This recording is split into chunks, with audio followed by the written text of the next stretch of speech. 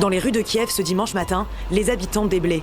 La capitale ukrainienne a été la cible d'une attaque massive de missiles balistiques russes, l'une des plus importantes depuis le début de la guerre, d'après Volodymyr Zelensky. 41 missiles et 120 drones russes se sont abattus sur la ville. De l'appartement de cet habitant, il ne reste pratiquement plus rien. Au 3e étage, vous voyez la fenêtre là-bas? C'est là que se trouve mon appartement. Toutes les fenêtres ont disparu, dans la cuisine, dans la chambre, et les portes aussi. Un immeuble d'habitation et une résidence étudiante ont pris feu. De nombreux habitants, pris au piège chez eux, n'ont pas eu le temps de se réfugier dans les abris. La frappe est survenue de manière inattendue. Une alerte de raid aérien a été déclenchée et littéralement 1 minute plus tard, la première explosion a retenti. Une personne a été tuée et 13 blessés lors de ces frappes. Elles interviennent au lendemain d'une attaque de drone ukrainienne contre la Russie. Volodymyr Zelensky a revendiqué ce dimanche des frappes contre 4 navires russes. C'est une nuit d'enfer comme la capitale ukrainienne en a rarement connu. Un déferlement de feu, de métal et de terreur venu du ciel. Des dizaines de missiles stratégiques et de drones d'attaque ont fondu simultanément sur Kiev. Dans les abris souterrains, le constat des habitants est le même. C'était la nuit la plus terrifiante de notre vie. Mais derrière la détresse humaine, il y a une réalité militaire glaciale. Ce qui s'est passé cette nuit n'est pas un simple bombardement de plus. C'est la démonstration de force d'une armée russe qui semble avoir trouvé la clé pour saturer et neutraliser le bouclier anti-aérien ukrainien. Un bouclier pourtant financé à coups de milliards par l'Occident. Au lendemain d'attaques ukrainiennes sur le sol russe, Moscou a répliqué violemment. Le Kremlin veut prouver une chose, le rapport de force industrielle et militaire a définitivement basculé. Et cette escalade ne s'arrête pas à la capitale. En mer Noire, la frappe mortelle contre un navire marchand turc montre que la guerre touche désormais des transports internationaux. L'Ukraine peut-elle encore contenir la puissance de feu russe ou le bouclier occidental est-il en train d'atteindre ses limites? Plus de 42 missiles balistiques russes ont violemment frappé Kiev. Les missiles russes arrivent si rapidement que les Ukrainiens n'ont même pas le temps d'activer les sirènes d'alerte ou de se mettre à l'abri. Zelensky a reconnu l'impuissance ou l'incapacité des forces de défense aérienne existantes à faire face aux attaques combinées des forces armées russes. Il y a une sérieuse pénurie d'intercepteurs.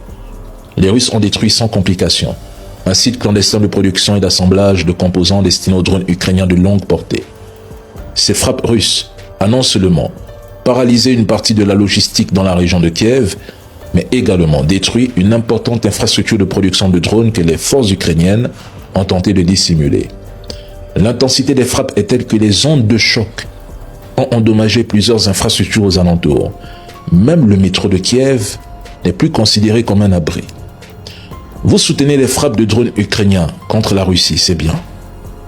Mais c'est l'Ukraine qui en paie le prix le plus lourd. Et quoi qu'il arrive, à chaque attaque ukrainienne, la réponse russe sera encore plus massive. Et à ce rythme, il ne restera bientôt plus grand-chose de ce pays.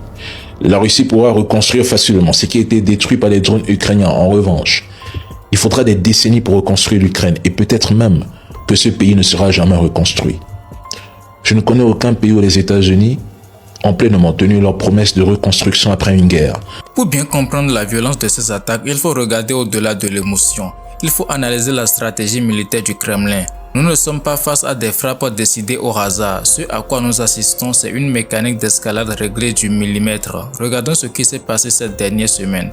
L'armée ukrainienne a multiplié des attaques en profondeur sur le sol russe. Des drones ont touché des raffineries, des dépôts de carburant et des zones frontalières.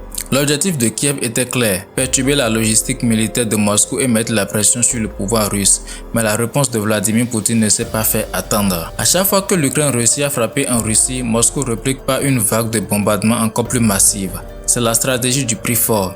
Le Kremlin veut faire comprendre à la population et à l'état-major ukrainien que chaque attaque aura un coût humain et matériel démesuré. Mais il y a un autre élément capital dans cette nuit de bombardement. La Russie a changé sa façon de frapper. Elle n'envoie plus seulement des drones lents. Elle combine désormais des dizaines de missiles de croisière et de missiles balistiques ultra rapides. Des missiles qui mènent à peine quelques secondes pour atteindre leur cible. En lançant toutes ces armes en même temps, la Russie force les systèmes de défense ukrainiens à réagir dans la précipitation. L'objectif est limpide, épuiser la batterie anti-aérienne jusqu'à la dernière munition, pour ensuite détruire les infrastructures clés. C'est un engrenage infernal. Une spirale où chaque coup porté entraîne une riposte encore plus destructrice. Revenons sur un point crucial, un point dont on parle très peu mais qui explique pourquoi cette nuit a été si dévastatrice. Pendant des mois, on nous a répété que le ciel du Kiev était devenu un bouclier infranchissable, une capitale protégée par les meilleurs équipements occidentaux. les systèmes américains Patriot, les batteries allemandes IRIS-T ou encore les SAMPT.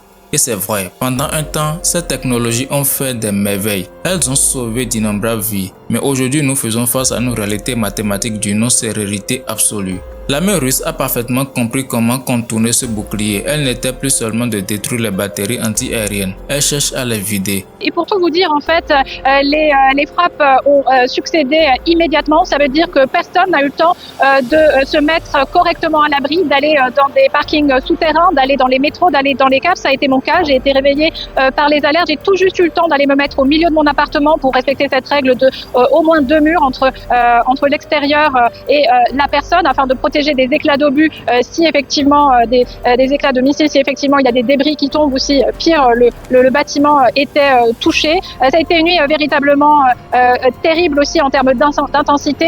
La Russie a lancé plus de 40 missiles contre la capitale seulement, contre Kiev. C'était 31 missiles balistiques. Il y a également eu 8 missiles Zircon.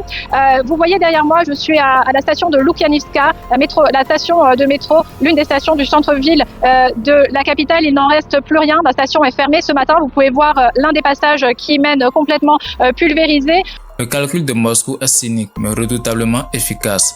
La Russie envoie d'abord des vagues de drones de fabrication artisanale ou des leurres peu coûteux. Pour abattre ces engins, l'Ukraine est obligée de tirer des missiles d'interception extrêmement complexes qui coûtent plusieurs millions d'euros. Une fois que les réserves s'épuisent ou que les lanceurs doivent être rechargés, la vraie frappe arrive. Des missiles balistiques hypersoniques, des vecteurs lourds contre lesquels il n'y a aucune parade disponible sur l'instant. Et c'est là que le problème devient profondément politique. L'Ukraine ne fabrique pas ses missiles d'interception. Elle dépend entièrement du rythme d'approvisionnement de ses alliés. Or, ni les États-Unis ni l'Europe ne parviennent aujourd'hui à produire ces munitions au rythme frénétique où la Russie les consomme sur le terrain. Le haut commandement ukrainien se retrouve alors face à un dilemme insoluble. Faut-il utiliser les derniers missiles disponibles pour protéger les troupes au front ou faut-il les réserver pour éviter que les grandes villes ne plongent dans le chaos? En frappant ainsi sans relâche, la Russie ne cherche pas uniquement à casser du béton. Elle envoie un signal clair. Le dôme de protection s'effrite et la capacité industrielle de l'Occident touche ses limites. Mais cette nuit de frappe ne s'est pas arrêtée aux portes de la capitale. Elle a franchi une nouvelle ligne rouge à des centaines de kilomètres de Kiev, en plein cœur de la mer Noire. Un navire marchand turc a été directement frappé, provoquant la mort de 6 membres d'équipage. Ce drame maritime marque un tournant extrêmement grave dans ce conflit. Pourquoi cette attaque sur un bâtiment civil sous pavillon neutre est-elle si capitale? Parce qu'elle touche au cœur économique de toute la région. Depuis le début de la guerre, la mer Noire est le poumon par lequel l'Ukraine tente de maintenir ce qui reste de son économie, notamment ses exploitations agricoles et commerciales. En ciblant un navire lié à la Turquie, un pays membre de l'OTAN qui a toujours cherché à maintenir un rôle de médiateur entre Moscou et Kiev, la Russie envoie un message d'une brutalité inédite. Le message est limpide, il n'y aura plus de zone neutre en mer Noire. Cette frappe met la diplomatie internationale sous une pression maximale. Elle oblige Ankara et les chancelleries occidentales à faire face à un risque qu'elles cherchaient à éviter depuis le début. La hausse incontrôlable des coûts d'assurance maritime et le retrait progressif des armateurs civils. Si les navires commerciaux ne peuvent plus naviguer en sécurité dans ces eaux, c'est toute la chaîne logistique ukrainienne qui risque de s'asphyxier. L'objectif stratégique de Moscou est transparent. Isoler l'Ukraine du reste du monde, étouffer ses revenus et transformer la mer Noire en un lac sous contrôle militaire exclusif. La guerre a dépassé le strict cadre du front terrestre. Elle menace désormais directement le commerce mondial et la sécurité maritime internationale. Au-delà des frappes aériennes et des tensions en mer Noire, il y a une réalité encore plus brutale qu'il faut regarder en face, celle du terrain. Car sur la ligne de front, la guerre a pris son visage le plus cruel, celui d'une guerre d'usure totale. Une guerre où ce ne sont pas seulement les tactiques qui décident de l'issue d'une bataille, mais la capacité industrielle, le nombre d'obus disponibles et la réserve d'hommes. Regardons les chiffres. Sur le plan de l'artillerie, le rapport de force est devenu écrasant. Pour chaque obus tiré par l'armée ukrainienne, les forces russes en repliquent plusieurs. Cette supériorité numérique permet à Moscou de pionner sans relâche sur les positions défensives, de grignoter du terrain mètre par mètre et de fabriquer des unités ukrainiennes en première ligne. Pendant ce temps, à Kiev, la gestion des effectifs du matériel devient un casse-tête quotidien. Les soldats au front sont épuisés par des mois de combats interrompus et la question du renouvellement des troupes pèse lourdement sur le climat politique intérieur. Du côté des alliés occidentaux, les promesses du soutien restent fermes dans le discours. Mais dans les faits, les délais de livraison des débats politiques internes aux États-Unis comme en Europe et les limites des stocks stratégiques créent des frictions inévitables. L'Ukraine se retrouve prise dans une équation d'une complexité extrême. Comment maintenir une ligne de défense de plus de 1000 km? Comment protéger sa ville face à des vagues de missiles incessantes? Comment envisager la suite alors que la machine industrielle russe tourne désormais à plein régime?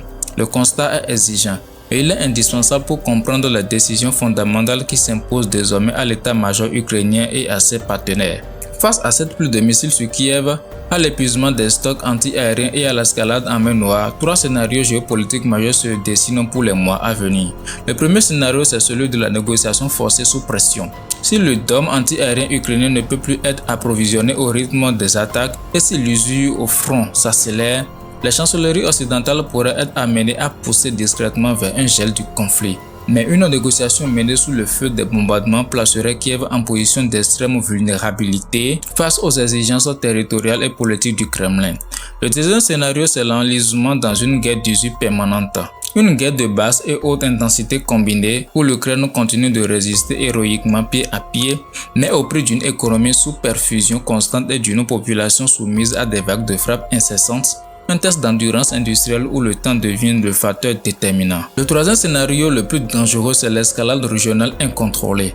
Vous savez, l'attaque contre un navire marchand en mer Noire montre que les intercelles peuvent jaillir en dehors du territoire ukrainien. Une erreur de trajectoire, un incident direct touchant les intérêts d'un pays membre de l'OTAN en mer Noire et le conflit basculerait instantanément dans une dimension internationale d'une gravité inédite. Aujourd'hui, votre avis est essentiel pour poursuivre cette réflexion collective. Pensez-vous que l'Occident parviendra à réarmer le ciel ukrainien à temps ou assistons-nous aux premiers signaux d'un tournant décisif dans le rapport de force? Donnez votre avis en commentaire, toujours dans le respect de la rigueur du débat, pour continuer à suivre nos grands décryptages géopolitiques et ne rien manquer des analyses à venir. Abonnez-vous dès maintenant, activez la cloche de notification et laissez un pouce bleu. Merci pour votre fidélité et on se retrouve à très bientôt pour une nouvelle analyse.